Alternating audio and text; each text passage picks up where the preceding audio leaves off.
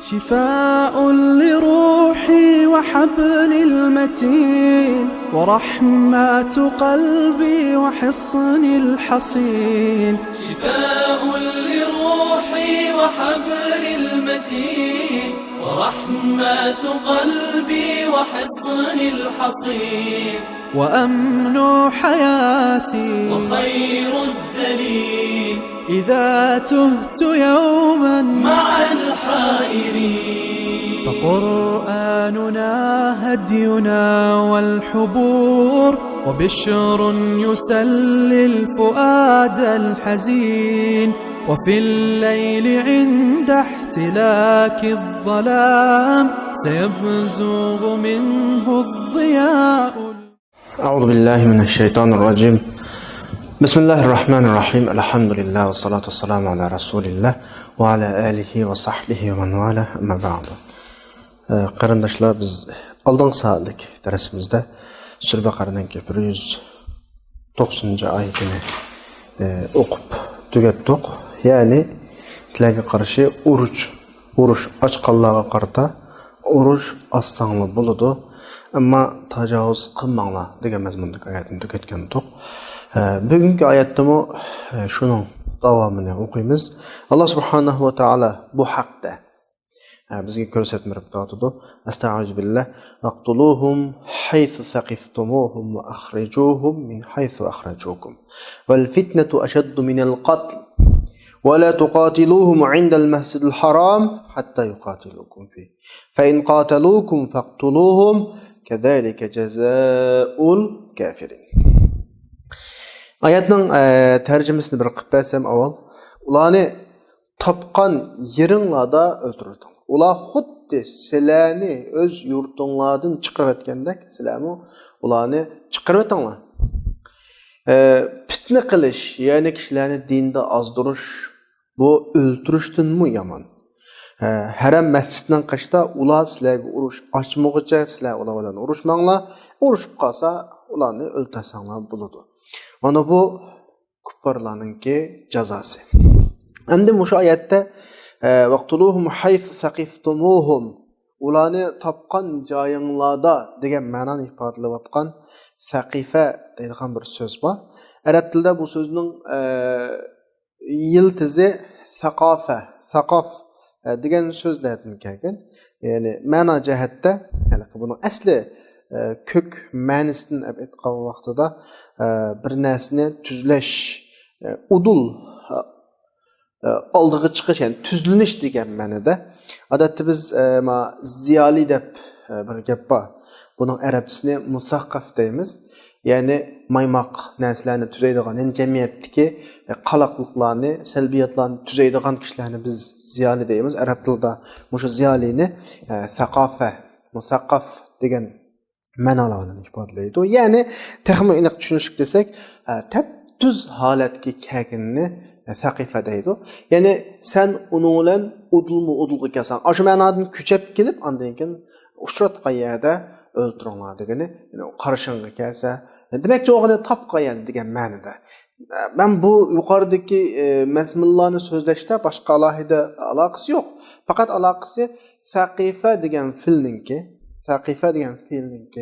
tepish degan ma'nosiningki asli ma'nosi bilan bo'lgan munosabatdir. Asli ma'nosi dedik-ku, tuz degan ma'noda, rus degan ma'noda, ya'ni bir odam bilan bir odam tuz bir siziqqa kelgan vaqtda bizning oldimizga kelgan, ya'ni biz bilan bir yerda uchrashib qolgan bo'ladi. Bu nuqtadan ondan keyin uchrashib qolgan, ularni topgan, tutgan degandek ma'nolar chiqadi. Shu nuqtadan deb qo'ydik. Boshqa alohida nimasi yo'q, ma'nosi yo'q. Yani Sura Anfal'da şu söz kullanılgan. Sura Anfal'ın 57. ayette فَاِمَّا تَثْقَفَنَّهُمْ فِي الْحَرْبِ فَشَرِّدْ بِهِمْ diye orunda cangda tapqa yerde, tutuğa yerde degendek manalarını hep kelgen. وَاقْتُلُوهُمْ حَيْثُ ثَقِفْتُمُوهُمْ, yani olanı tapqa yerinlarda kanakamatını öldürüdüler. Ondan keyin keldik ayet. وَاَخْرِجُوهُمْ مِنْ حَيْثُ اَخْرَجُوكُمْ, yani ular sizlarni chiqarib etgandek, xuddi sizlarni yurtinglardan qo'g'lab, mol-mulkinglardan ajratib, sizlarni chiqarib etdi, surgun qilib etdi. Shunga o'xshash ularni chiqarib etinglar. Endi bu buna deganlikdan endi menda bir ta'tir ma'noni tushunib olsak bo'lmaydi, qarindoshlar. Ma tafsirining abturininki. Bu yerda bizga tushuntirmoqchi bo'lgani, oyatda ular sizlarni chiqarayotgandek, sizlar ularni chiqarayotganlar degan bir gap bor. Dinsizlar musulmonlarga zulm qiladi, haddidan oshidi, insonlikni yo'qotadi ular. Musulmonlarni musulmon bo'lganligi uchun o'z yurtlaridan qo'g'laydi, uylaridan qo'g'laydi, ota-bolaning o'tirisini ajratib chiqarib o'tadi. Endi musulmonlarmi aynı shaklda ish qilish kerakmi? Biz uni inson qilibidan chiqish deymiz ani.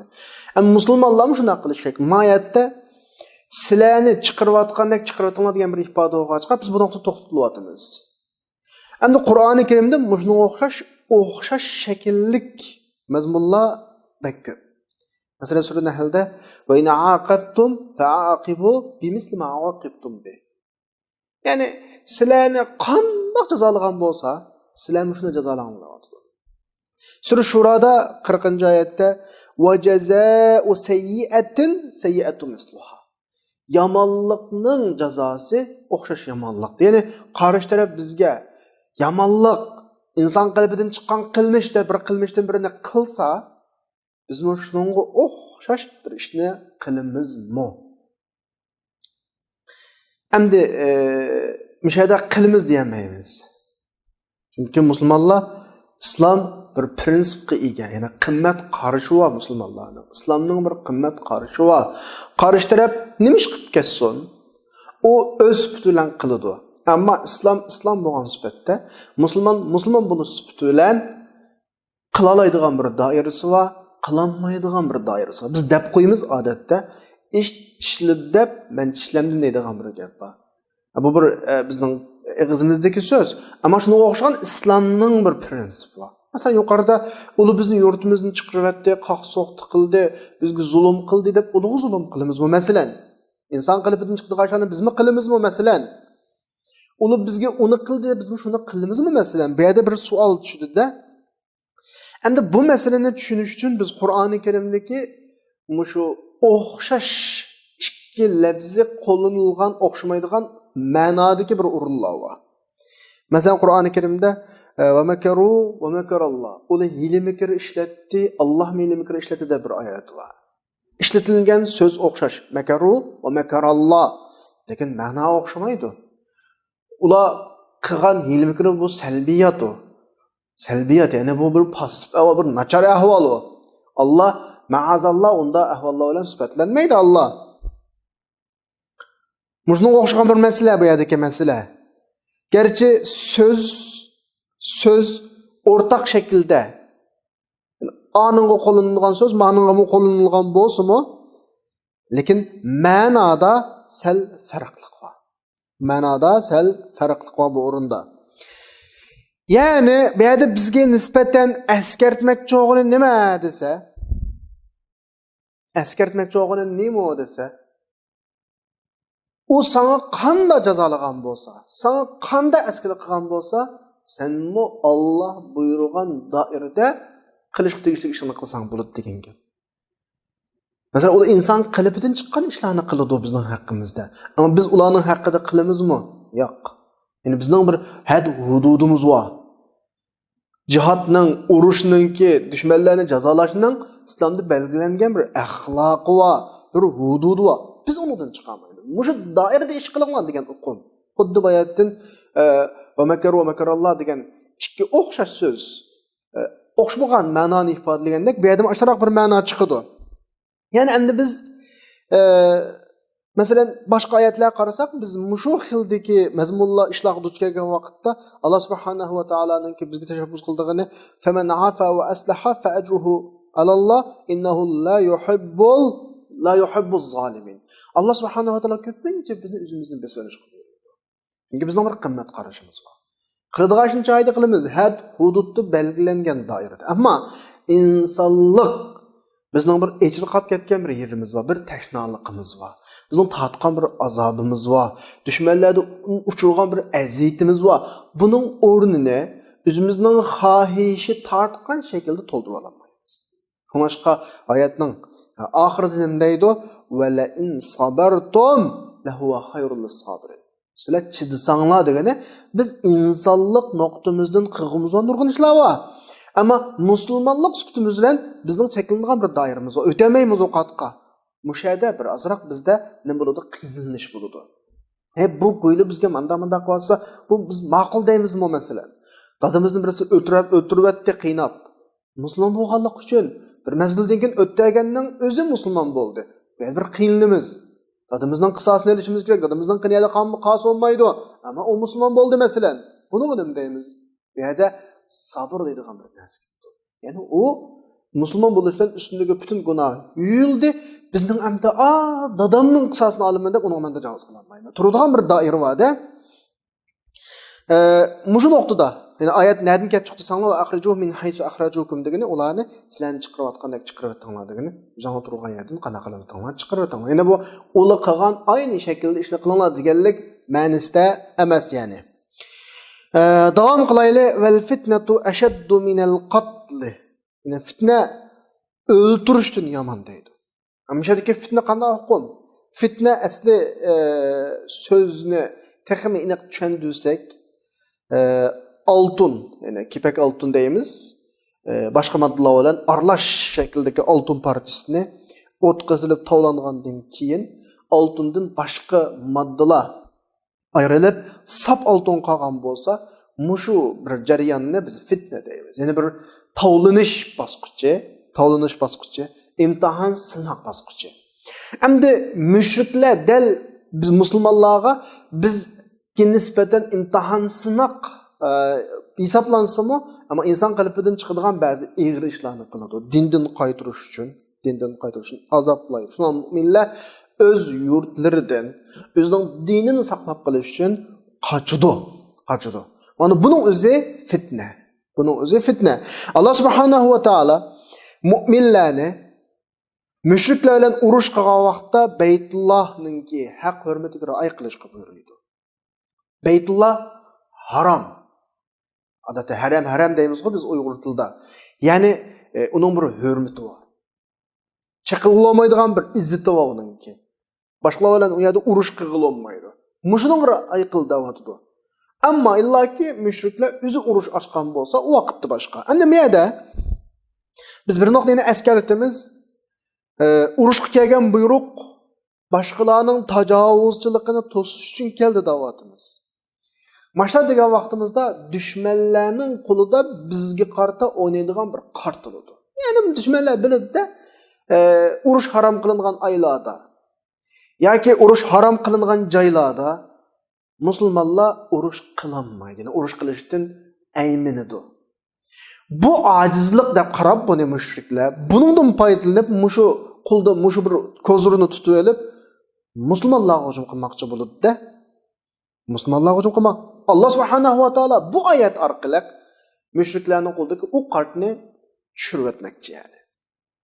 Ya'ni o'ylab qo'llasda biz urush harom qilingan oyda hujum qilsak yoki haramda hujum qilsak, musulmonlar qaytarolmaydi degandek bir xil o'y va ularda Alloh nima demoqchi bu yerda?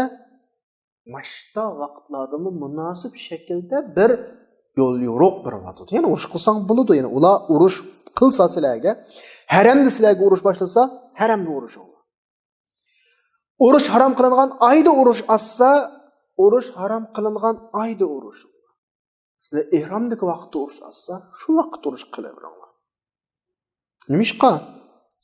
Chunki bir rayonni urush harom qilingan haram qilgani kim o Allah? 4 oyni urush harom qilingan oy qilib bekitgani kim o Allah?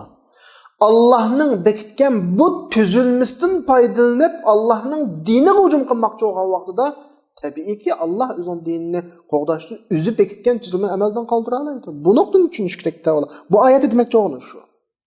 Bularning musulmonlarga hücum qilish orqali musulmonlarni dindan chiqarmoqchi yoki musulmonlarga zarar yetkazmoqchi bo'lgan fitnasi odam o'ldirishni muqaddam oyati degani shu. Val fitnatu ashaddu minal qatl. Allah bu cheklamalarni, haramning haramligini urush harom qilingan oyning urush harom qilinganligini dinni qo'g'dash uchun bekitgan narsa. Yo'l yo'q u. Hamda dinni buzish uchun kelgan vaqtda tabiiyki bu cheklimani buzib taraydi Alloh subhanahu va taolo. Chunki bu cheklamalarning hammasi dinni qo'g'dash uchun kelgan cheklamalar. Endi buningdanmi ig'ir dinni buzaman deb bir narsa kelsa, tabiiyki bu cheklamalarni buzish orqali dinning fitna qilinishining, dinning ozdirilishining oldini olish tabiiy bo'ladi ahvol.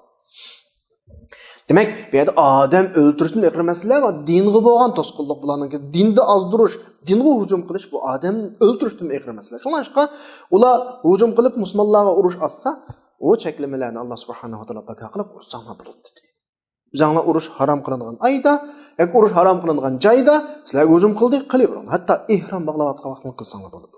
Bu haqda Alloh subhanahu va taoloning bu haqda qo'yib bergan nimasi belgilamasi bu haqda.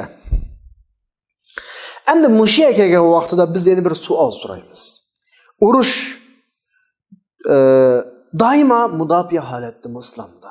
Biz mudofaa holatida dedik. Urush mudofaa qilish uchun dedik. Doimo mudofaa holatdami? Tabiiy mudofaa holatda. Biz buni shunday deymiz endi. Bir qism dushmanlar islomning boshqalarning oldidagi nomini bulg'ab, ya'ni nomiga daxl etkizish uchun urush, islom jidalxo urush qilish uchun kelgan tasappula urush qiladi, tinchlikqa qarshi degandek safsatni taqasa, biz deymizki, urush mudofaa qilish uchun. Zodi urush mudofaa, zodi. Ammo bu gap bilan to'xtab qolmaymiz bu dunyoda.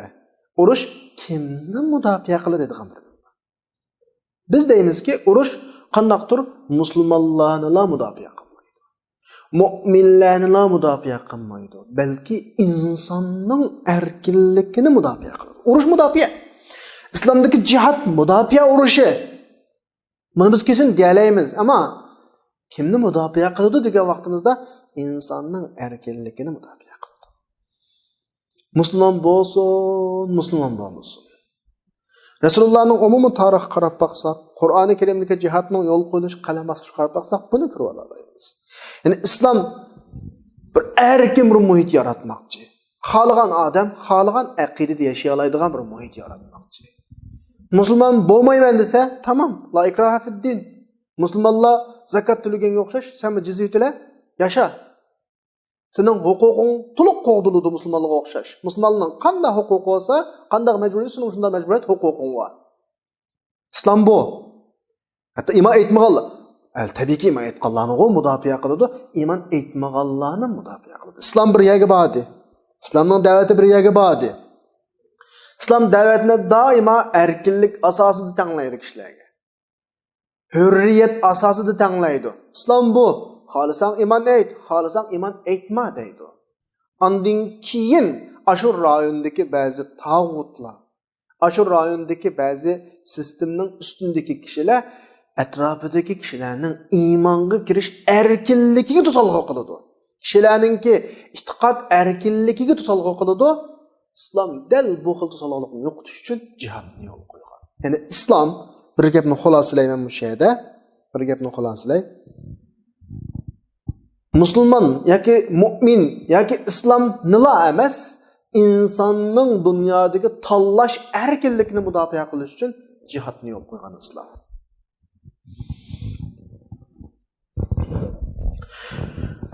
Ondan keyin keldik. Va la tuqatiluhum 'inda al-masjidil haram hatta yuqatilukum fi. Ya'ni ular urush ochmoqchi Masjidil Haromning qishida sizlar urush ochmoqchi. Tabiiyki, musulmonlar Masjidil Haromning hurmatini qo'g'dashga eng loyiq kishilar. Ular Allohningki Masjidil Haromga bergan izzat, hurmatini ehtirom qilish kerak, hurmat qilish kerak. Ammo Masjidil Haromda urush qilishga jur'at qildiganlar o'tirg'i chiqib qolgan vaqtida Alloh subhanahu va taolo shu vaqtida urush qilsang bo'ladi deb uningga izni berdi. Fa in qatalukum faqtuluhum kadalika jazaul kafirin. Unda musulmonlarning ajizligi deb qarab uningdan foydalanmoqchi bo'lganlar, suiiste'mol qilmoqchi bo'lganlar o'tirg'i chiqqan vaqtda uning jazosini ana shunday shaklda berish kerak.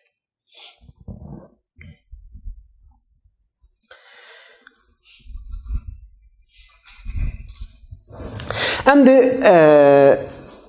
فَاِنْ اِنْتَهَوْا فَاِنَّ اللّٰهَ غَفُورٌ رَحِيمٌ. Eğer to'xtasa, İslamның bu acayip çoğun prinsiplerinden birisi, İslamga qanchalik dushmanlik qilgan, İslamga kirishdan ilgari qanchalik jinoyatni o'tkazgan kishi olsun, iymonga kelib to'xtasa, ya'ni masalani oyoqlashtirsa, musulmon bo'lsa, buningki bütün işlerining hammasini ashadlam biz yo'qqa chiqarib o'tamiz.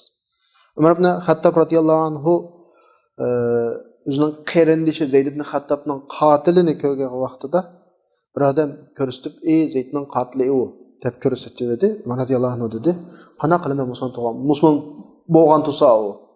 Qaranglar, "Men qana qilaman" dedi. Ya'ni demak cho'g'ini islom uning qinini kepillik qildi degan gap. Musulmon bo'ldi tugidi ishlar. Yani Allah'a iman etiş mu'minga qinidan, jenidan aziz o. Bir adam mening ya dadam, ya balam, ya qarindoshlarımning jeniga kirgan, qiniga kirgan bir adam mu'min bo'lsa, mening dadamning, balamning qinidan uning mu'minligi aziz. Bu noktadan onun butunlay ustidagi qon da'vosi tushib ketdi. Ama iman aytdimi, masala tugaydi. Masalan, qotilni o'ltirgan Vahshiy Rasulullah'a kurashgan vaqtda Rasulullahning eng yaxshi ko'radigan tog'asi buning qilgani nima bo'lsa, yuzini boshqa yoqqa qarab olgan. Uni o'ltamidi, intiqom olmadi uningdan. Chunki islom tugatdi masalani. Abu Sufyanning ayoli Hind Hamza radhiyallohu anhu o'lib ketib bo'lgandan keyin jigirini ab chaynagan o'chmanlik edi. Musulmon bo'ldi, tugdi ishlar. Demak, islom adovat, qisos elish, hisobat qilish din emas islom.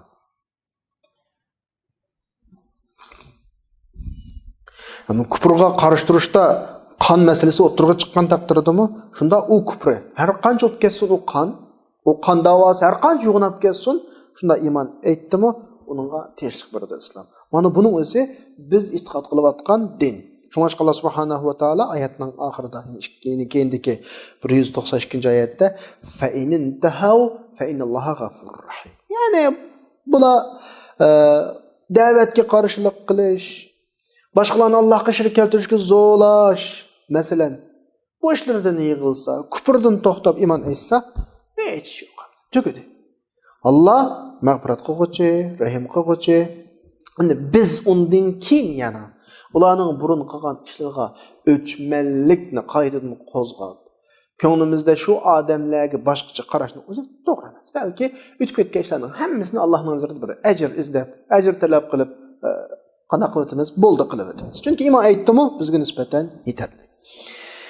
Undan keyin Alloh subhanahu va taolo 193-oyatda urush qilishning asosiy sabab omillarini bizga bayon qilib, vaqatiluhum hatta la takuna fitna va yakuna ad-dinu lillah fa in intahu fala udwana illa ala as-salimin. Urushning asosiy omili bu. Ya'ni ular bilan fitna tugaganga qadar, masalan, dindan to'sadigan insonning hurriyatini cheklaydigan omillar yo'qolganga qadar urush qilinglar.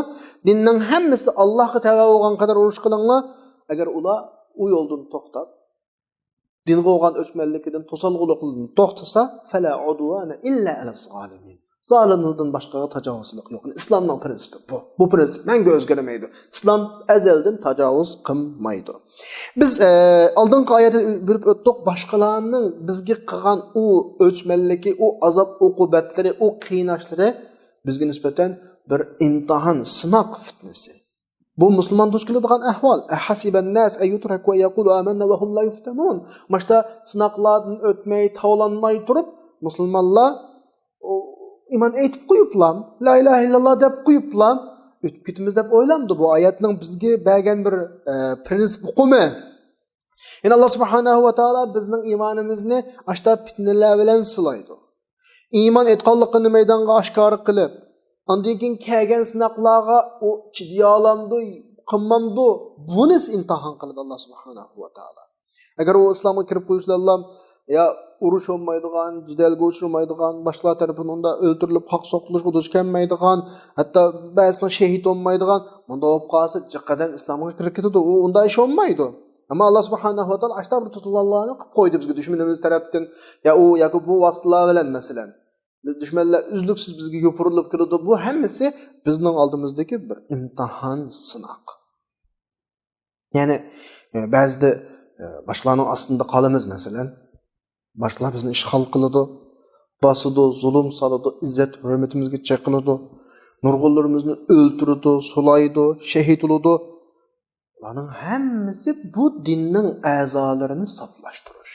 Shunga chidab oxiriga chiqqanlar, kishilarning ichidagi eng suzuk insonlar davet sahipleri bu dinni ziminde kütüreşke layık kişiler, ziminni pasaçılıktan qoğdaşqa layık kişiler olar.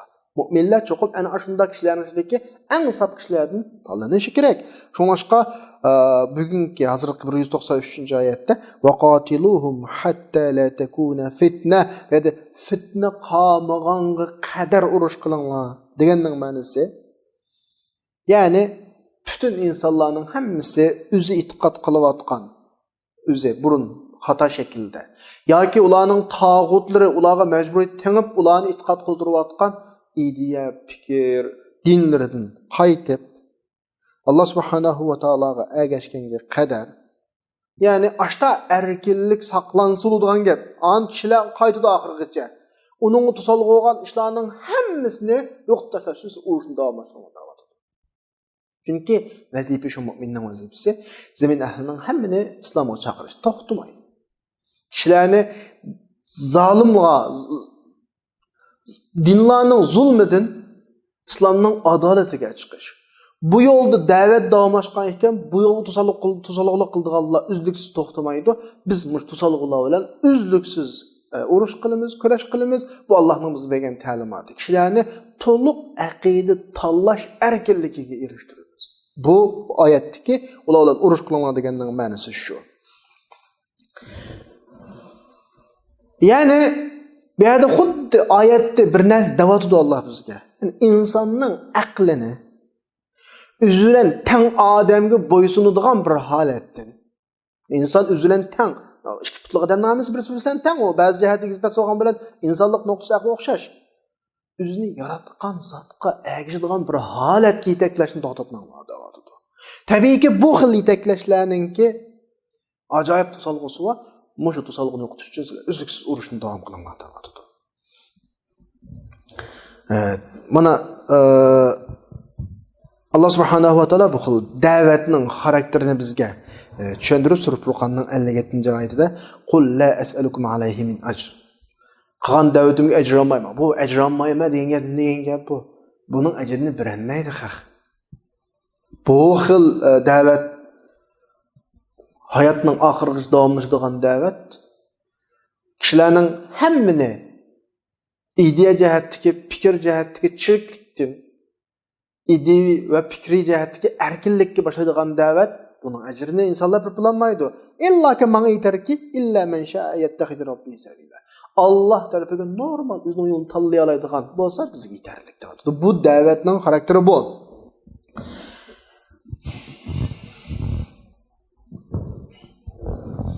Mesela biz iqtisadi noktasını Peygamber Aleyhisselam'dan kılgınga qarasak, Resulullah bir ecir eliş gerek.